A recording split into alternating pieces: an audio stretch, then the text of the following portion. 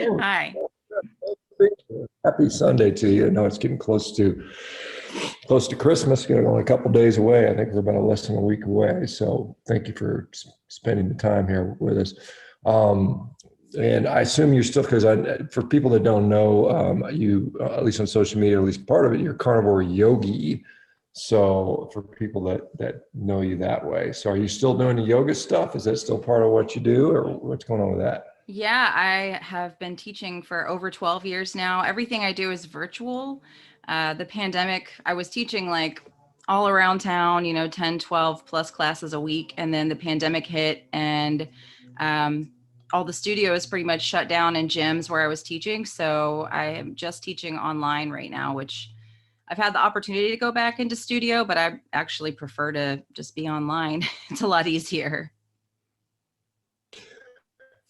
Yeah, I mean, I think I think for good or bad, I think a lot of people their career has changed in that way, in which they found that they could work from home, and many companies like, well, we don't have to rent office space or pay for desks and all that stuff, and so I think a lot of people are going to find that that's what we do in some degree. What part? I can't remember what part of the country you were in that you weren't able to do that. Where do you live again? I'm in Atlanta. So Georgia is pretty, I guess, a little more lax with everything, but Atlanta is a little more strict, if that makes sense. So we have a lot more restrictions in the city, but if you go 15 minutes north, south, east, west, it's a little better. So we're we're trying to get out of the city is the ultimate goal.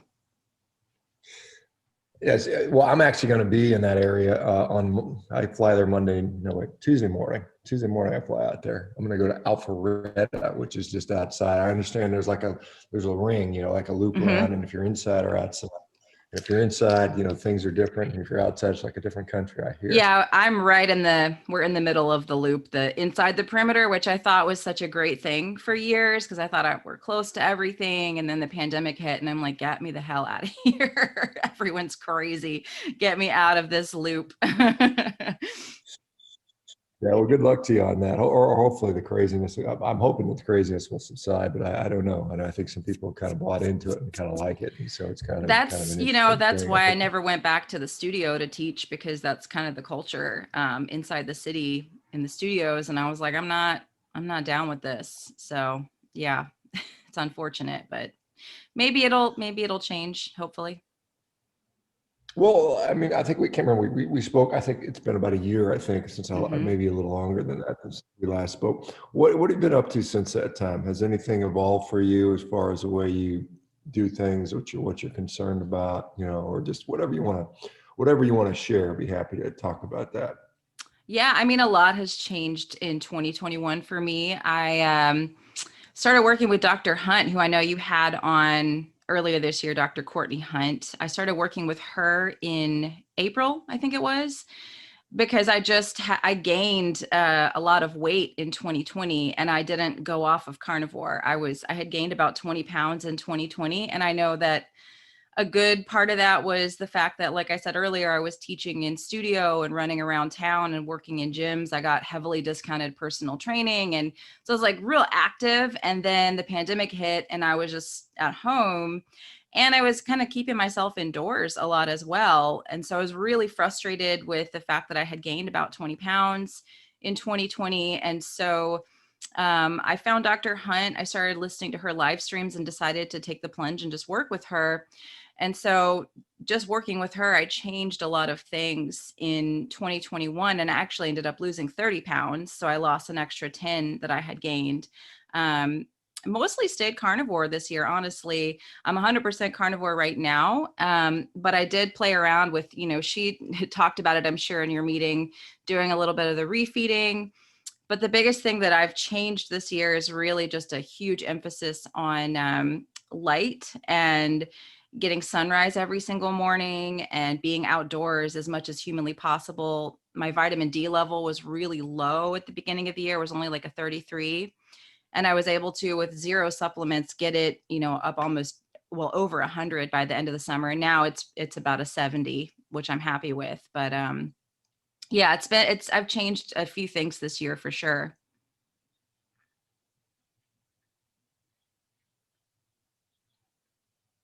I muted myself. and I just got done. It's, I wake up every morning, I take the dogs for the walk, rain or shine. And fortunately this morning it was shine. It was about 36 degrees. So it was a little chilly, but yeah, getting outside certainly it can be beneficial for those people, particularly living in a warmer environments. I mean, I think it's just incredibly, you feel better. I know when we went down to Florida last month, just being able to get out more and walk in the sand barefoot on the beach just has kind of you just feel better for whatever reason. And I think those things carry over for our physiology.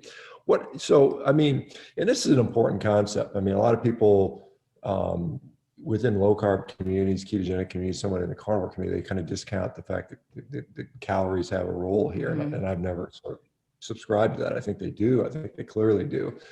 I think, how do you regulate your calories? Well, appetite is going to be the main thing. And, Mm-hmm. carnivore diets and other nutrient dense diets tend to be very good and effective at regulating that. Now, I made I don't know if I made a mistake. When I wrote my book and I talked about, I said, eat like it was your job. I remember saying this because in the beginning, what my concern is getting people unaddicted to or getting them past their cravings. And so they have to eat enough to do that and not fall into the same old starvation trap that so many people find themselves in, where they do it for a week or two and then they find themselves face down in a giant piece of cake or bowl of ice cream or whatever it might be. So did you notice, when you gain the 20 pounds versus what you eat now, how does it look different for you? Is it less food? Is it more protein, or how does that work? Well, I've done a lot this year so that I could eat more protein. When I would try to eat a lot of protein, even on carnivore, my blood sugar would go up. And so that's why I switched in 2020. I know the last time we talked, I was really focusing on doing like a higher fat version of carnivore, just doing butter and beef suet and tallow and all of that. And I think that played a little part in things. And I had also stopped doing all fasting, and I can talk a little bit about hormetic stress because I've been playing around with cold therapy as well. And I'm just somebody that has a lot of willpower. So if someone says fast, I'll do a lot of it and then I'll mess myself up. And then if someone says don't fast because you're going to fix your hormones, then I won't do any of it. And I think that led into me gaining a lot of weight. Was number one, not being active. Number two, I stopped doing all fasting. And number three, I was eating just a lot of fat because I couldn't really handle a lot of protein. So I kind of took some steps back this year and worked to make sure I had adequate stomach acid, make sure my enzymatic function was working properly so that I could actually digest the meat and eat more protein. And so now that I've kind of fixed some things with my digestion that didn't just automatically happen by me being carnivore for 2 years, I can eat more protein. There's definitely been a reduction in appetite with my relationship to light changing.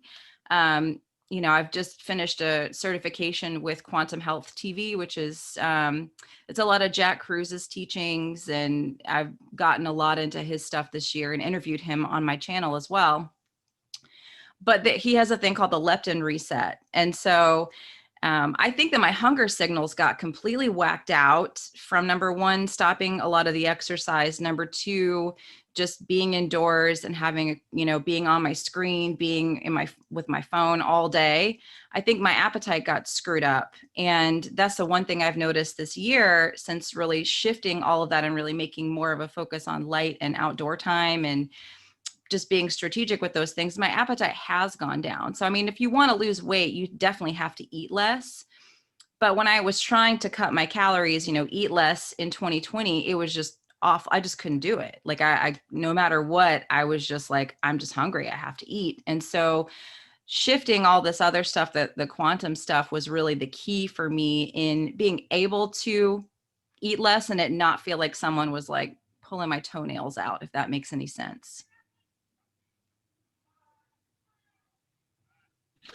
Yeah, it makes perfect sense to me. I mean, like I said, and I've said this repeatedly, if you're hungry or if you don't like what you're eating, you're going to fail in whatever diet you're on. It's just not sustainable. So you have to find that out. When you say, I mean, just for a sake of reference, more protein, less protein, that's a very ambiguous term. I mean, where were you at? What were you eating that gave you higher blood sugar or at least was associated with that? And then where are you at now with regard to how much protein you eat today, or maybe relative to body weight or something like that? Yeah, like I said, I really swing to extremes. That's just my personality. I have to find my middle ground. So the first year that I did carnivore, I was probably eating like, 200 grams plus of protein per day, a lot of protein, a little more lean. And then when I got to the end of that first year and was really, having some issues with my hormones, thyroid, sleep, all of that. So I swung the other way and went real high fat. I was eating lower protein, like around 60 grams a day. I was eating pretty low. So now I would say I probably eat, around 100 or so. Maybe some days I'll go to like 120, but I would say that's pretty fair average, around 100 a day, maybe less, maybe 80, but probably about 100 now. Yeah, so not, I mean, clearly that's not super high protein. I'm still eating, gosh, 300, sometimes 400 grams a day. I'm pretty active, and I'm obviously bigger than you are, but still, Yeah, a little bit.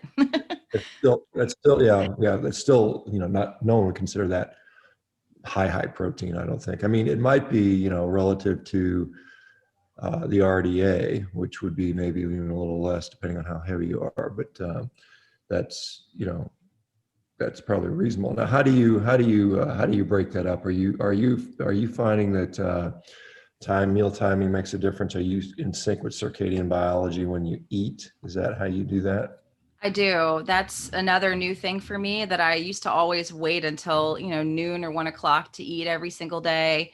But what I do now pretty strictly is get up for sunrise every morning. So I look like a crazy person, but I don't really care because it's working so well for me. But my body just wakes up naturally before sunrise every morning. I usually will do a little meditation, go straight outside. I'll put on my blue blockers and then walk through the house, go straight outside, sit on my front lawn, bare feet, unless it's raining.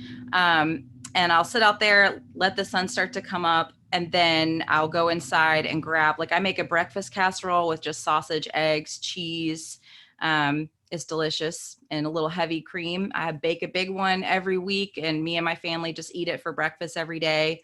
And so I'll take the breakfast casserole out there, sometimes with a spoonful of salmon roe, and just sit out there and eat my breakfast as the sun's coming up. And then I may eat a second meal, depending on how active I am, how hungry that I am that day, around noon, 1 o'clock. Sometimes I'll fast until the next day. Sometimes I'll eat dinner, but I always try to eat dinner before the sun sets, which here in Atlanta is about 5:30. Right now, we're about to get the solstice, and so we're gonna hopefully we will get some more light as it gets into the new year.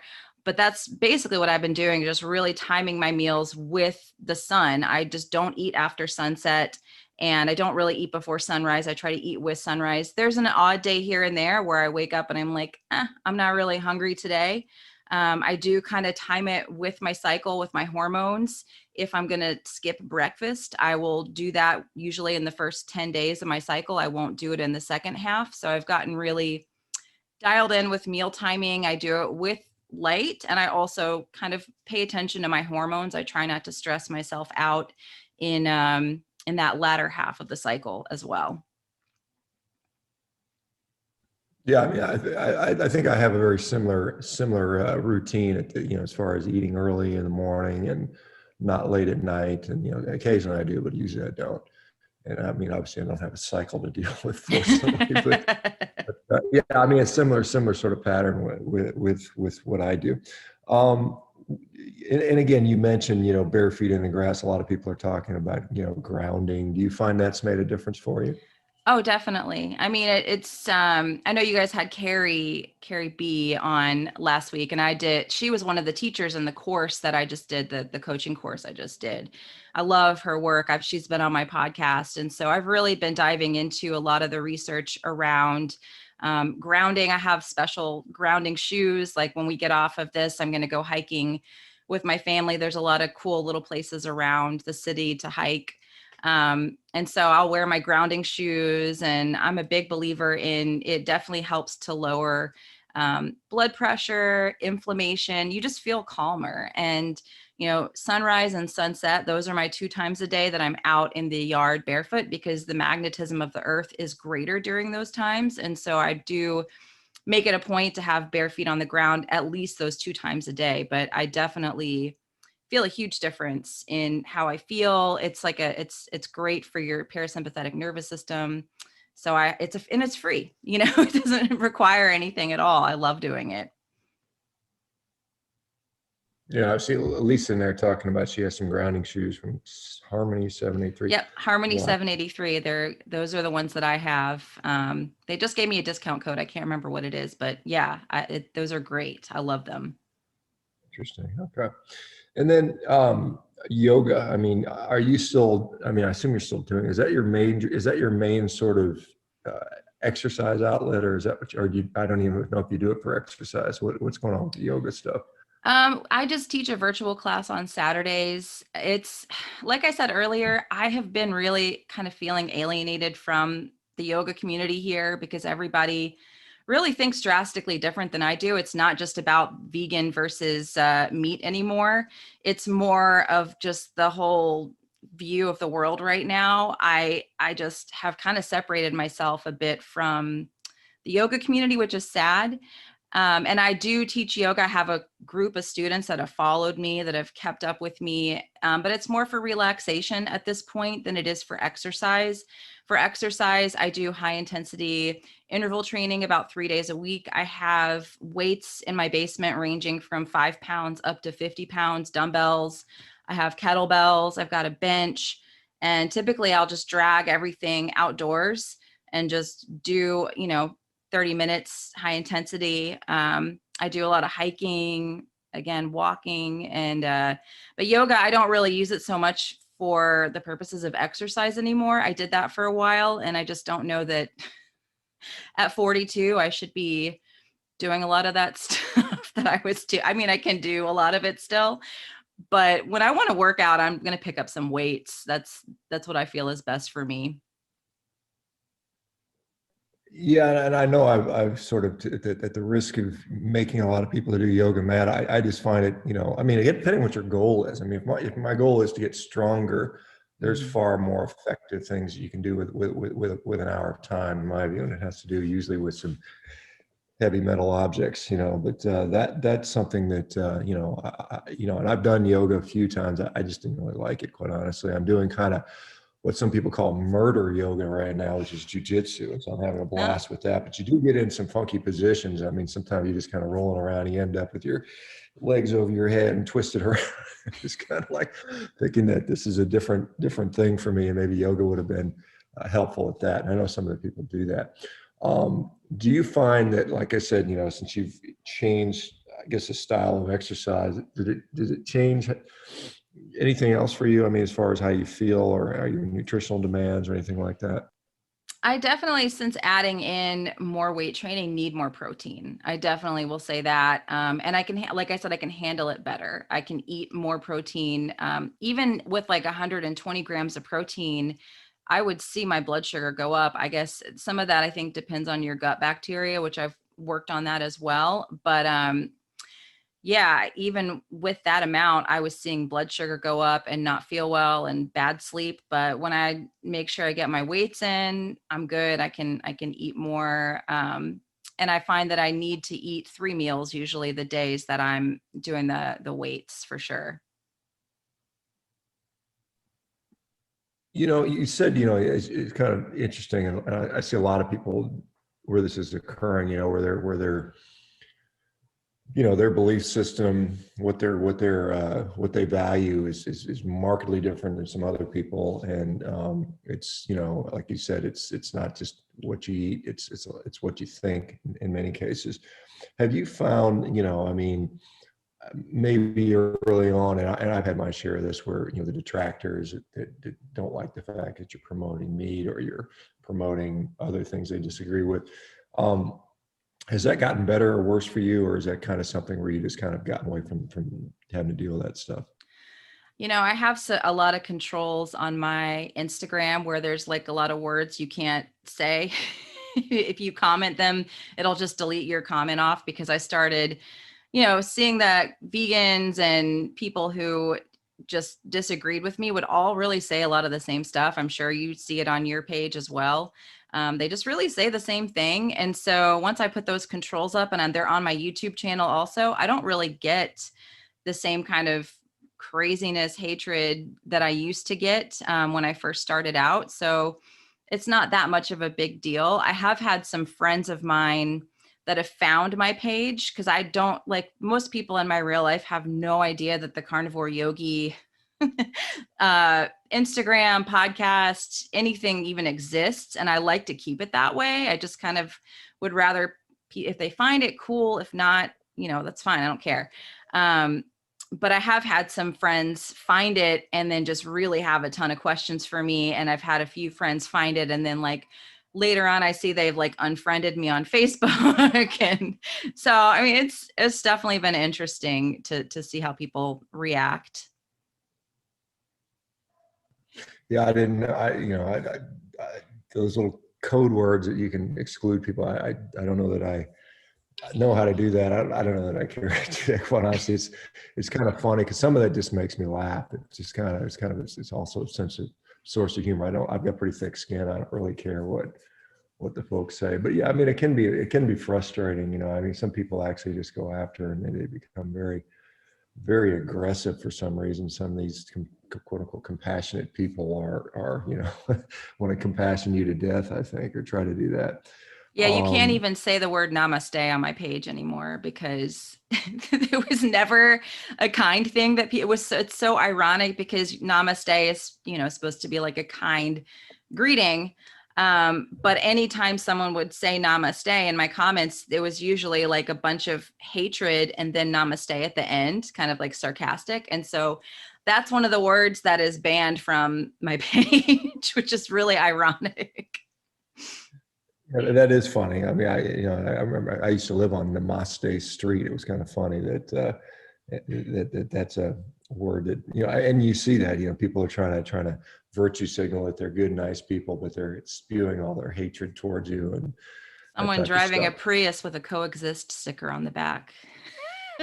Yeah, perhaps. Yeah, I haven't seen those in a while. I mean, I remember seeing that. They were about 5 years ago. You saw those things kind of everywhere, and now it's kind of been. Now it's a Subaru. Now it's Subaru. No offense to my Subaru drivers. Interesting. Hey, I got a question for just a personal question for you. How's the weather there in Atlanta right now? Because I'm going to be there in a couple of days. Is it? What's it like? Today the sun finally came out, but it's been a little rainy. I think this week it's going to be in the 60s, a little bit of sun, partly cloudy. So it's pretty our winters are pretty mild here. If it snows, everything pretty much shuts down in the whole city. So, but we typically get maybe one day of snow per year. And then, like I said, everything shuts down. So it's definitely gonna be mild this week. Oh, good. And I get outside and run some sprints or something. I got to figure out how to stay active while I'm there. So that'll be good. How long have you been? Did you grow up there in Georgia, or where are you from originally? Yeah, I'm born and raised in Atlanta, but I only have an accent when I'm around my family. They're kind of, my parents are both from the country, so if I get around my family, I'll get a Southern accent. But living in the city, I mean, there is such a melting pot here. It's very diverse. I mean, people think of the South as just kind of backwards and, a certain way, but, like I said, 15 minutes north, south, east, west. Yes. But where I live in the city is very, very diverse. And so I wasn't really around a lot of people that had a strong accent when I was growing up and being educated and just out and about. Yeah, I was going to comment. You don't have a very southern accent from what from folks I've met from Georgia in the past. But that's I guess, and that is part of that living in the city area. Let's talk a little bit. So the light stuff. I mean, I know I talked about this the other day, but I mean, other than sunlight, I know you mentioned your blue blockers. You get up to do that. Do you use any other of these sort of artificial, I guess, or light frequency? Some people are into red light therapy. Is that anything you utilize? Absolutely. I know you guys had Chris from EMR Tech on recently, and I had him on my podcast as well. and I use the EMR Tech device pretty much every day. I have like 3 of them in my house now.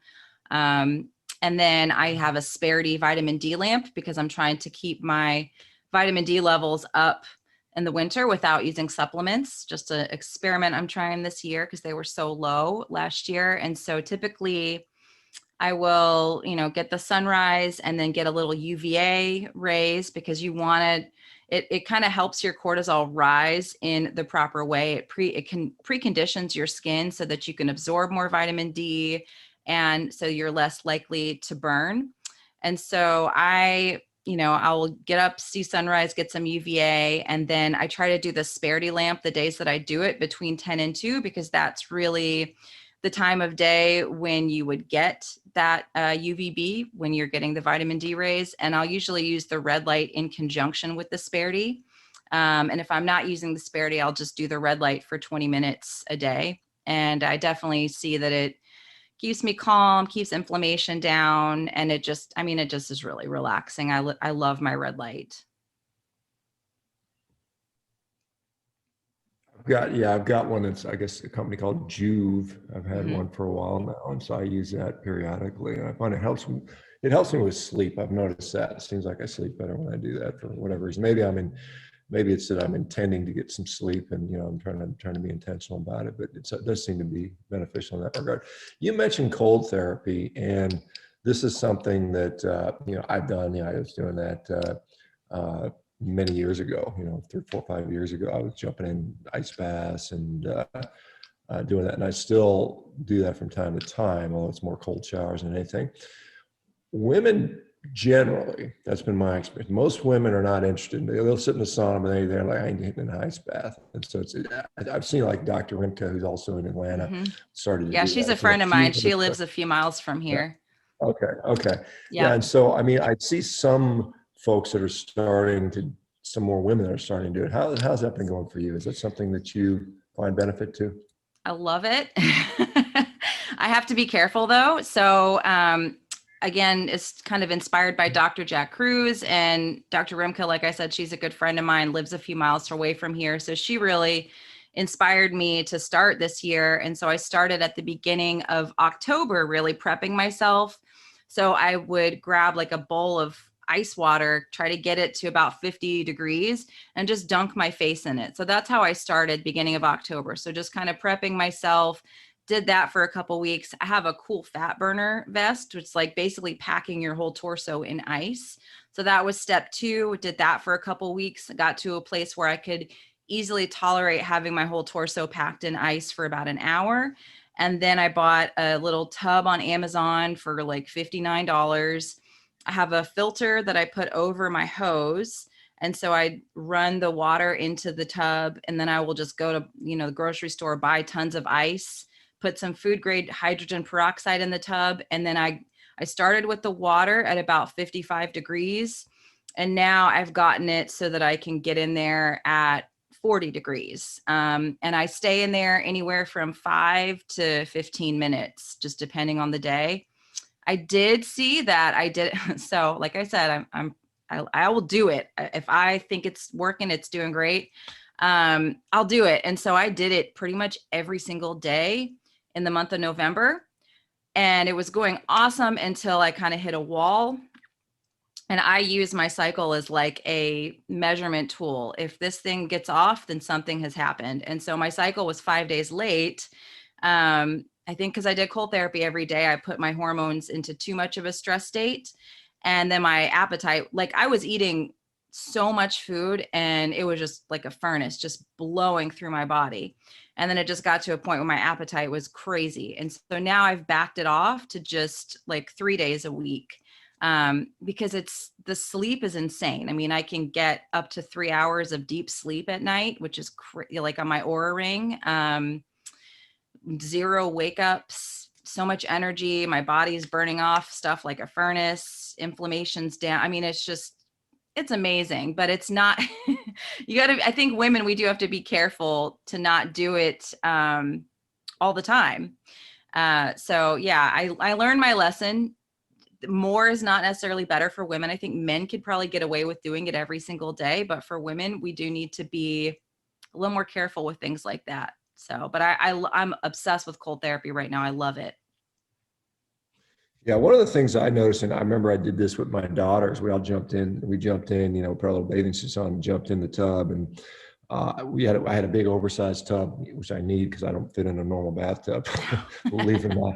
But anyway, we're in there, and I would sit in there for, I'd take 6 or 7 bags of ice, fill it up, and put Mhm. cold water in there. I don't remember, I didn't measure the temperature, but it's pretty damn cold. And I'd sit in there for, 15, 20, 30 minutes. I think 30 minutes was the longest I went. But Oof. my little daughters, I remember they went in there for like 6 or 8 minutes when they were like 8, 7, 8, 9 years of age.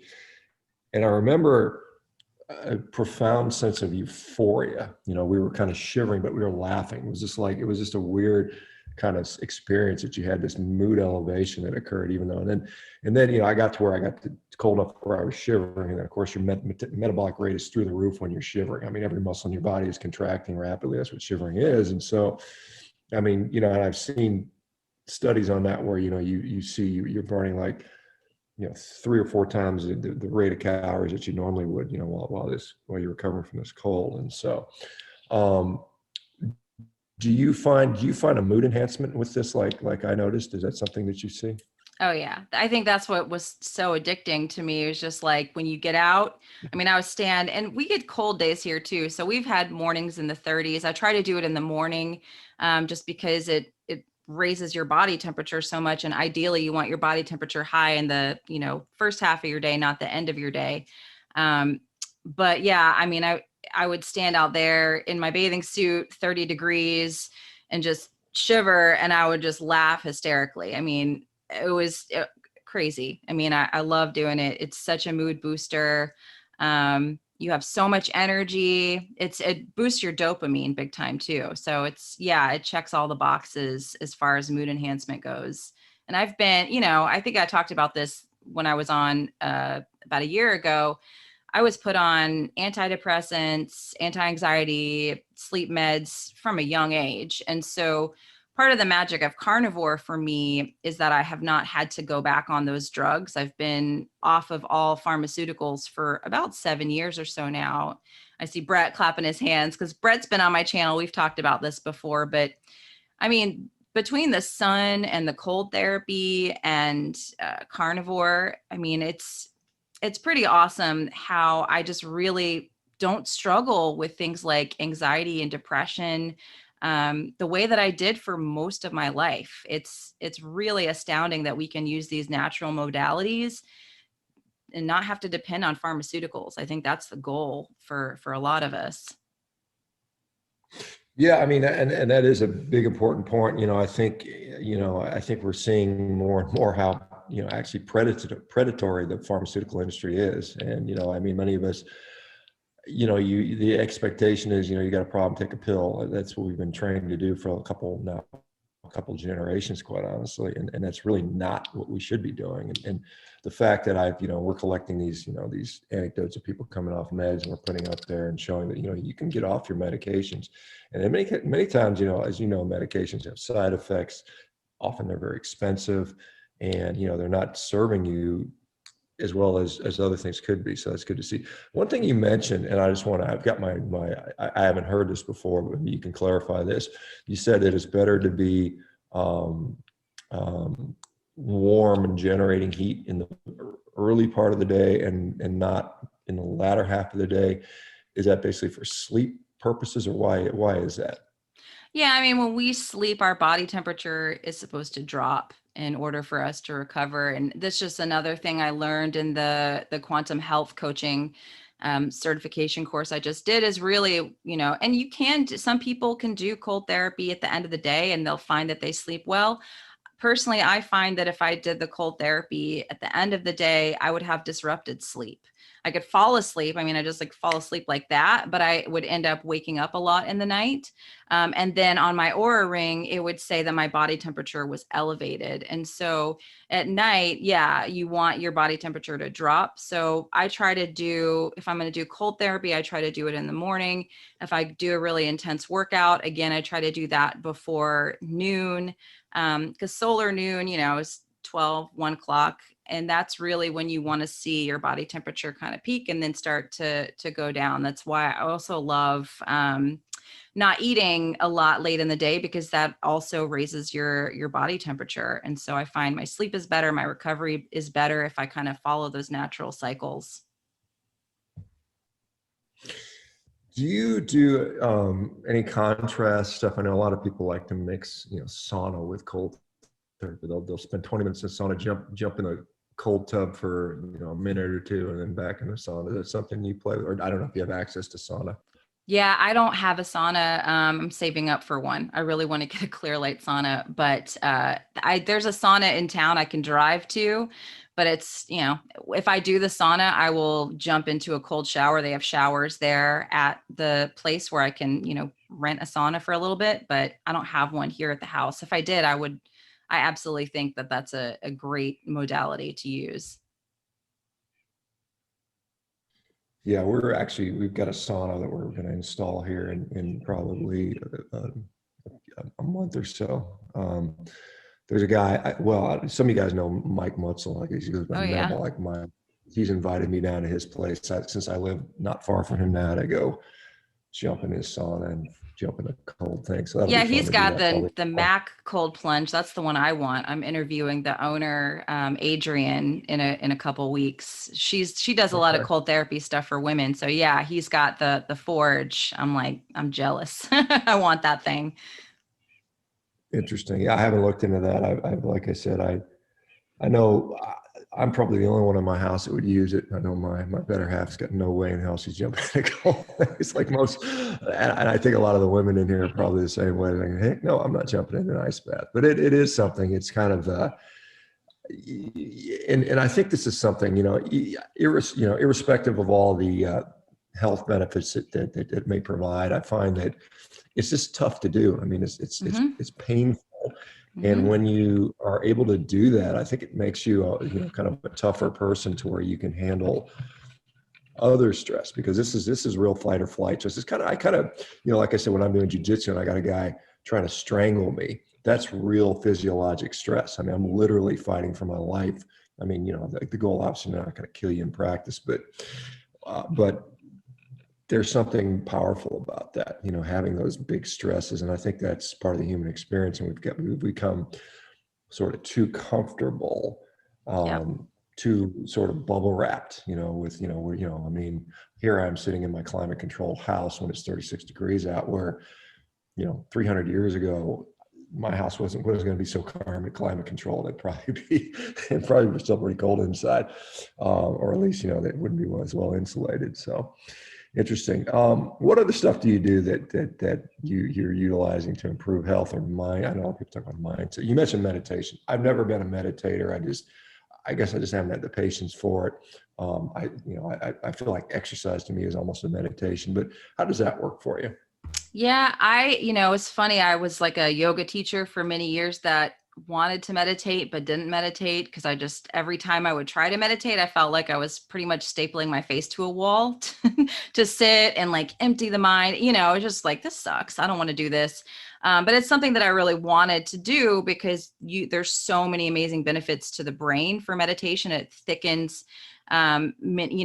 many parts of the brain that we need as we age. And you can look at the brain of a meditator versus a non-meditator and see some pretty significant differences. So I wanted to do it. But I kept trying and it was just too hard. And so I actually stumbled across a podcast, which ironically, it was the Rich Roll podcast. He's a big vegan,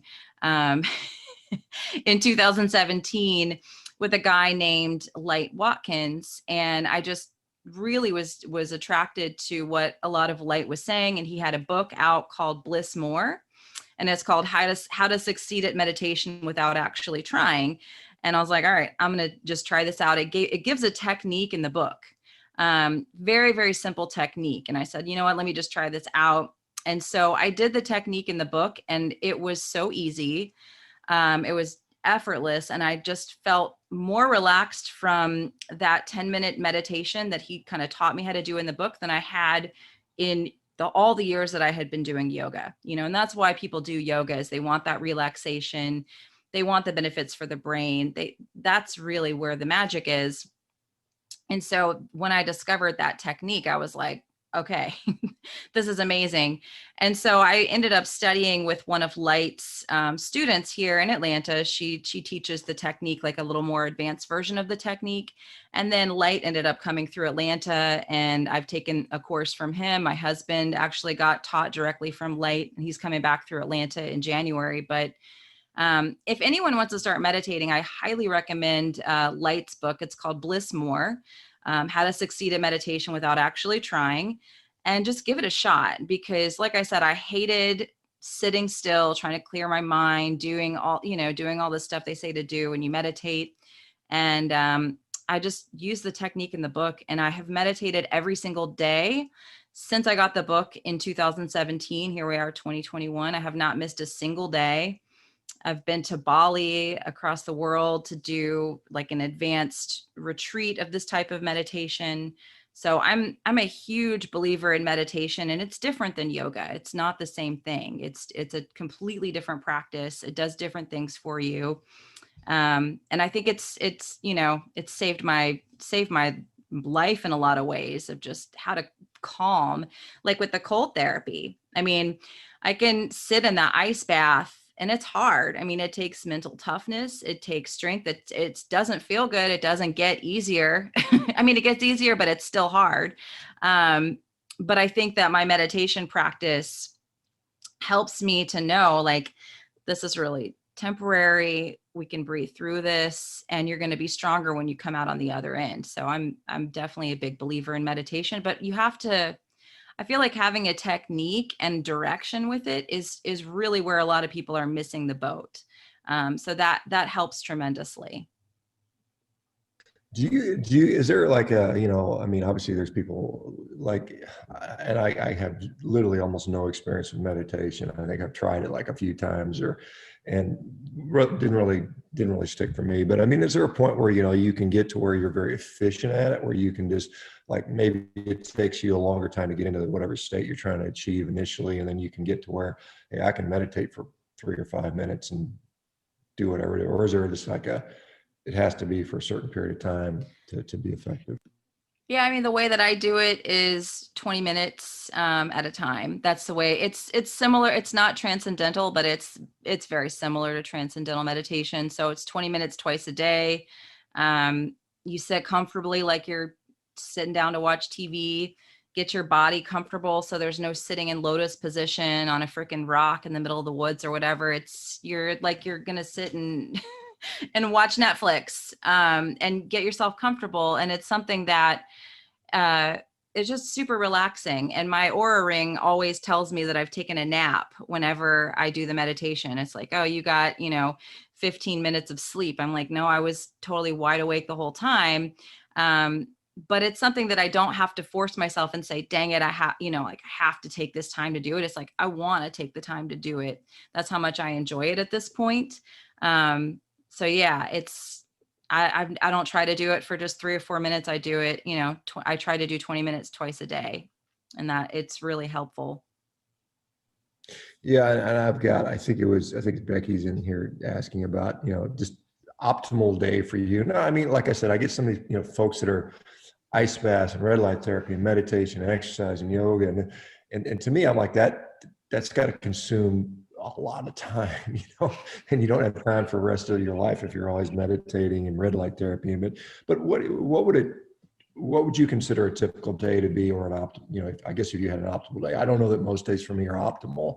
There's things I try to achieve, and sometimes I get them done, sometimes I don't, but time and life gets in the way.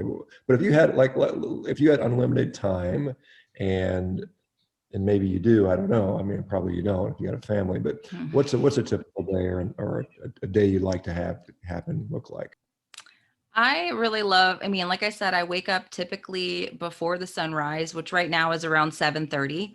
But I wake up, and usually the sun's not up yet. So I'll, sit up in bed, prop myself up, super comfortable, just no neck support, do my meditation, spend a little time, prayer, gratitude, and then just grab my blue blockers, go through the house, go outside, watch sunrise barefoot. grab that breakfast, sit out there, eat, relax. I like to stay outside as long as I can.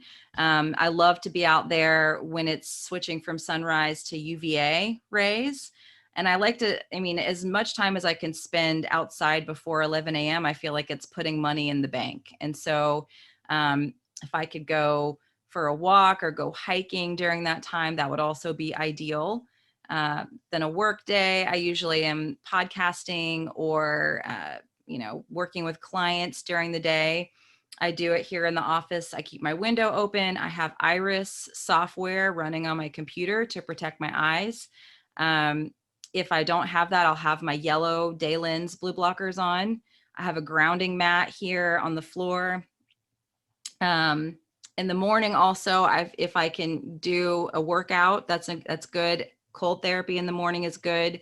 And then if I'm going to do light therapy, again, I try to do it between 10 and 2, the Sparity vitamin D lamp.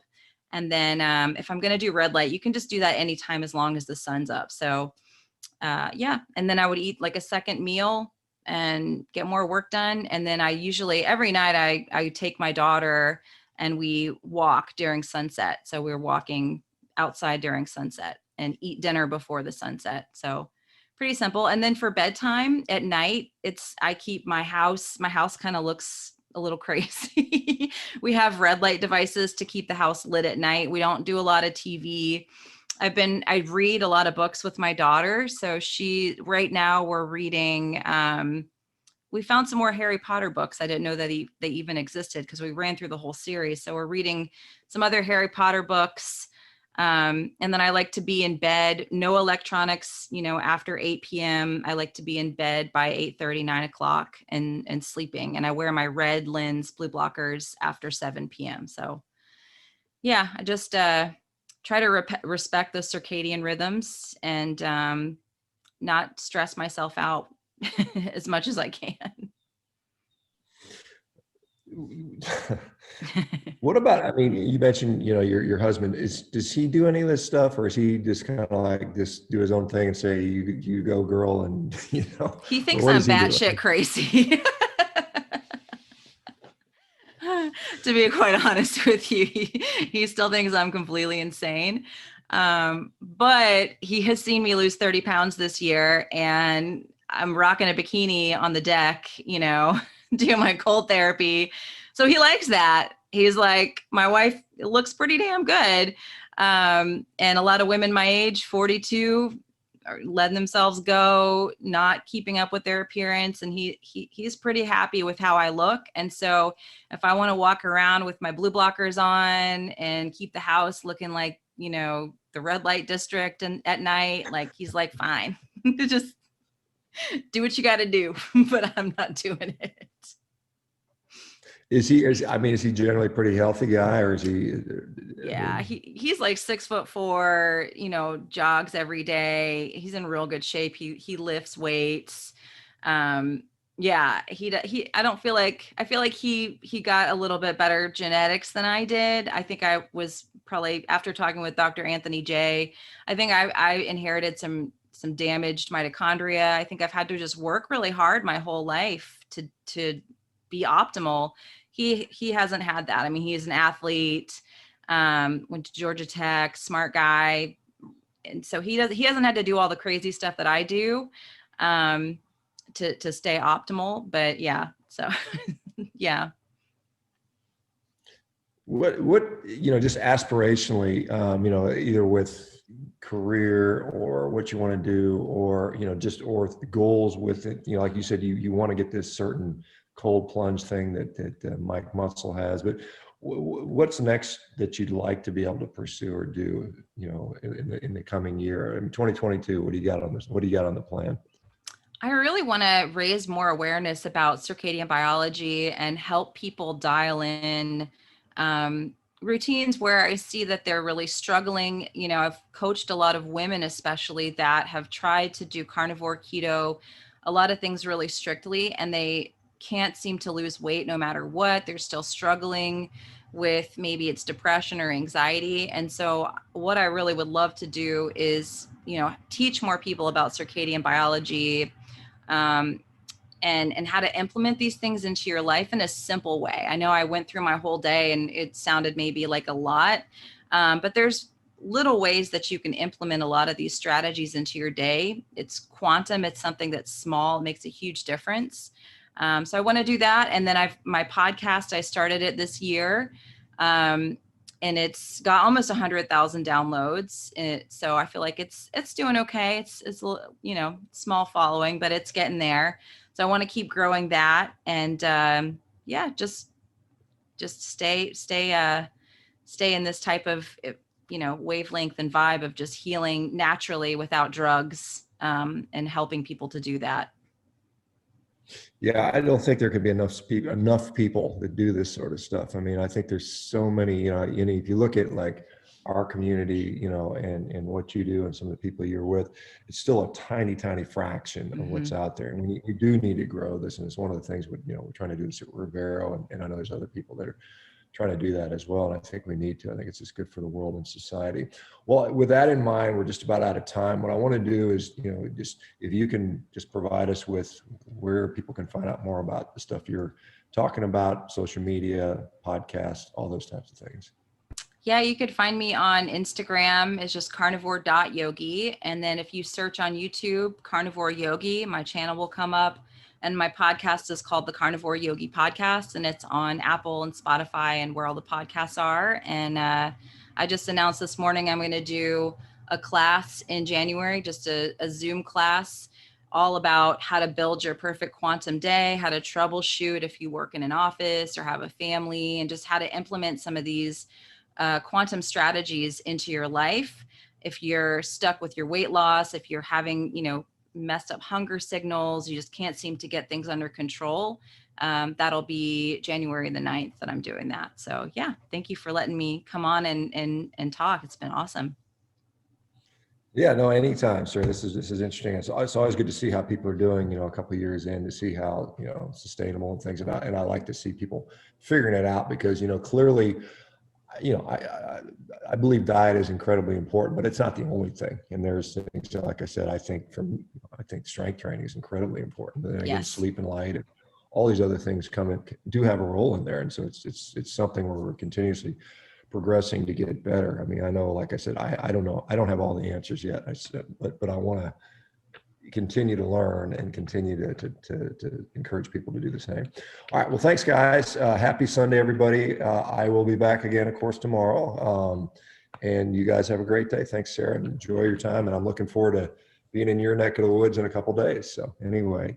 All right. Well, take care. Thank you. All right. Bye-bye, everybody. Bye. Take care, guys. Join Revero.health for a 30-day free trial to get access to live Q&A with VIP guests, social community meetings, member discounts, low-carb healthcare providers list, forum, workouts, monthly challenges, early access to podcasts, recipes, carnivore diet guide, fasting guide, shred guide, and much more.